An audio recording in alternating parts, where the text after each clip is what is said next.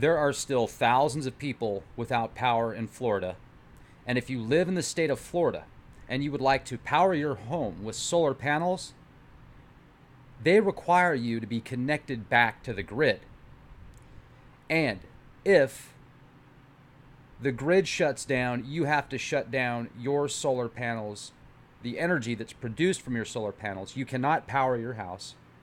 You cannot power any of your appliances or equipment during power outages. It is against the law. This sounds like something that is a hoax, right? Well, you can read about it directly from the Miami New Times. You can go to miaminewtimes.com, local newspaper out there. You can go to the government, local municipalities, and find out about this as well. It is legally mandated to connect your panels to your local electric grid. Now, on top of that, listen to this. Florida FPL, the power company in Florida, is, however, allowed to disconnect your panels from the grid without warning you. They can even put a padlock on it.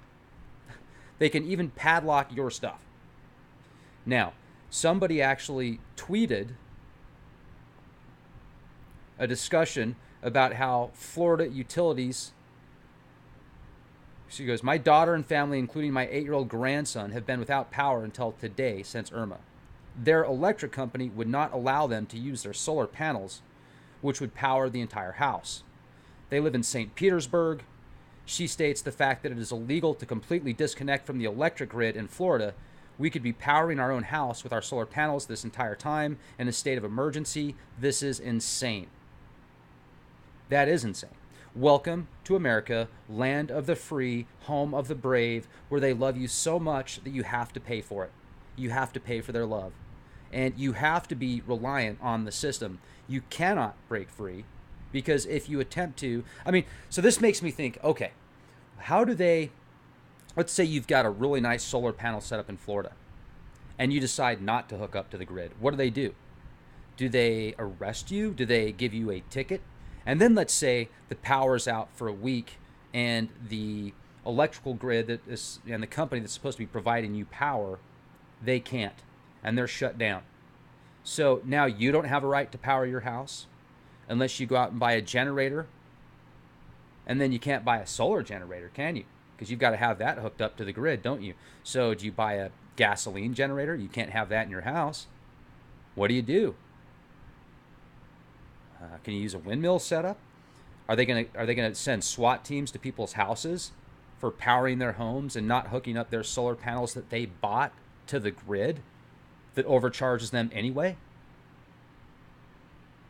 So not only do people lose their power, but it's against the law to power their own home and not be connected to your system, to your grid, to your company, essentially is what it comes down to.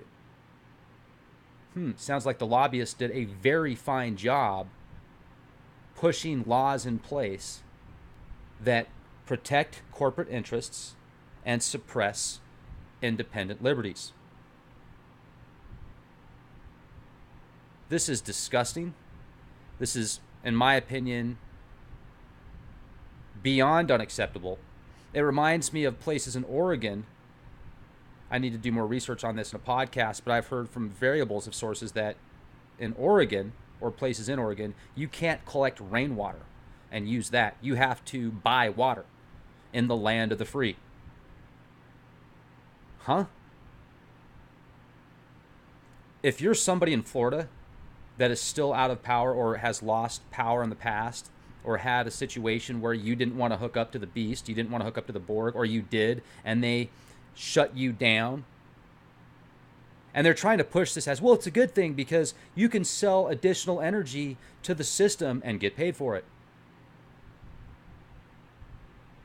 Show me the paycheck. It'd be like a drop in a bucket. It'd be like a penny dropped in a $1,000 bucket. Both ridiculous.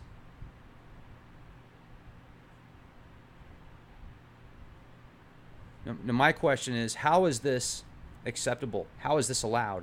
And I saw some video footage yesterday in closing in Boston where it looked like clouds of pesticides were coming in, like something out of a movie.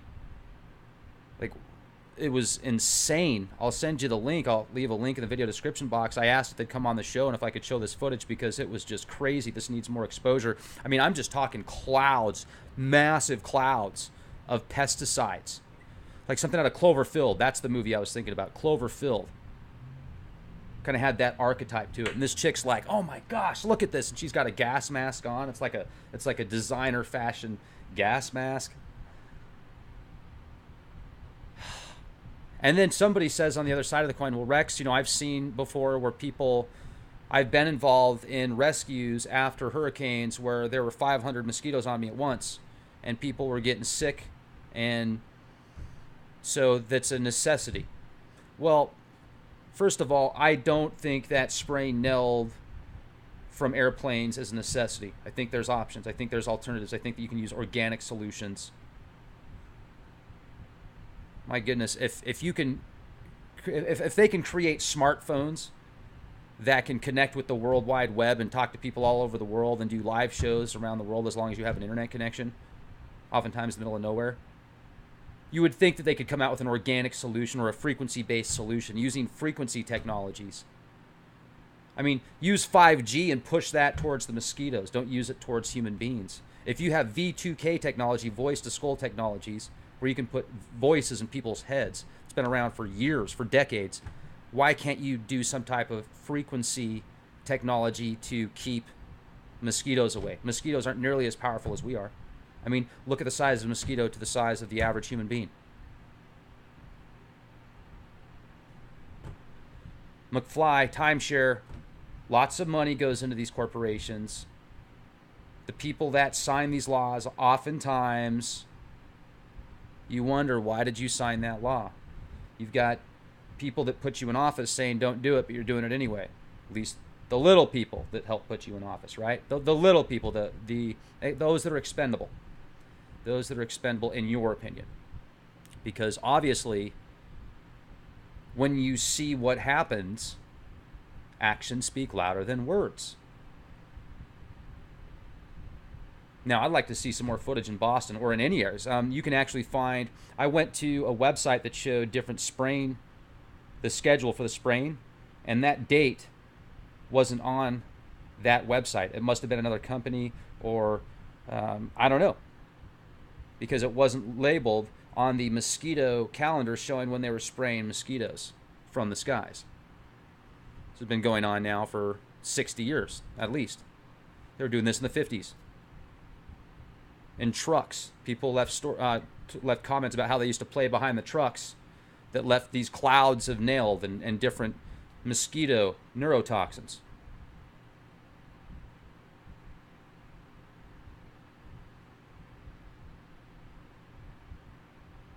Work on some nanotechnologies to go fight the mosquitoes. Create some robo-mosquitoes to go after the other mosquitoes or something.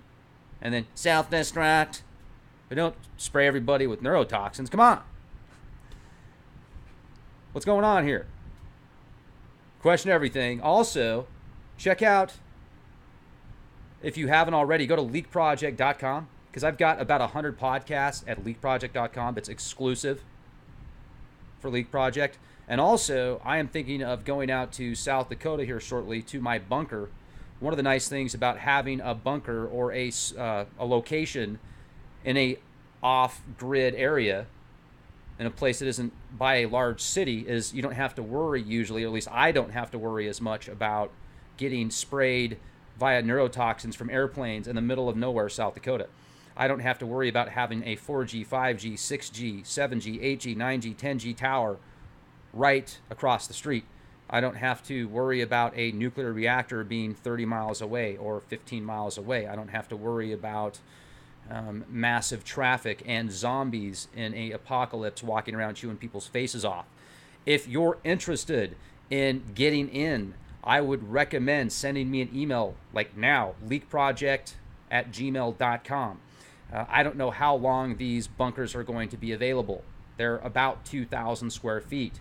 You can get into them right now for a very affordable price, in my opinion. So send me an email if you're interested. Vivos is the name of the company. You can go to terravivos.com and check it out. Check out the X Point facilities. If you're interested, you can leave them an email. Make sure that you let them know Leak Project sent you, because there are additional incentives that I have worked out with the company. You just have to let them know Leak Project sent you. So send me an email or send the company an email at terravivos.com, Xpoint, and be the change you want to see. Daughter and family, including my 8-year-old grandson, have been without power until today since Irma. Their electric company would not allow them to use their solar panels, which would power the entire house. They live in St. Petersburg. She states the fact that it is illegal to completely disconnect from the electric grid in Florida. We could be powering our own house with our solar panels this entire time in a state of emergency. This is insane. From your solar panels, you cannot power your house. You cannot power any of your appliances or equipment during power outages. It is against the law. This sounds like something that is a hoax, right? Well, you can read about it directly from the Miami New Times. You can go to Miami.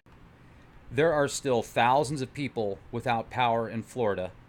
And if you live in the state of Florida and you would like to power your home with solar panels, they require you to be connected back to the grid. And if the grid shuts down, you have to shut down your solar panels, the energy that's produced. MiamiNewTimes.com, local newspaper out there. You can go to the government, local municipalities, and find out about this as well. It is legally mandated to connect your panels to your local electric grid. Now, on top of that, listen to this. Florida FPL, the power company in Florida, is, however, allowed to disconnect your panels from the grid without warning you. They can even put a padlock on it. They can even padlock your stuff. Now, somebody actually tweeted a discussion about how Florida utilities, she goes, my